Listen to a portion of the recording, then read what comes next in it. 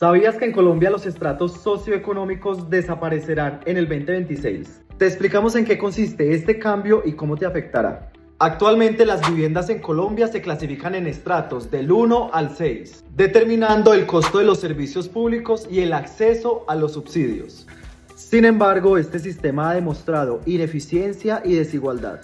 El Gobierno Nacional en el Plan de Desarrollo propone eliminar los estratos socioeconómicos e implementar el Registro Universal de Ingresos, una herramienta que permitirá asignar los subsidios de una manera mucho más equitativa, asegurando que llegue a quienes en verdad lo necesitan. Además, permitirá corregir errores de inclusión. Los costos de servicios públicos se ajustarán a la capacidad económica de cada hogar. Las familias de estratos bajos clasificadas anteriormente en zonas de estratos altos podrán acceder nuevamente a los subsidios de acuerdo a su situación.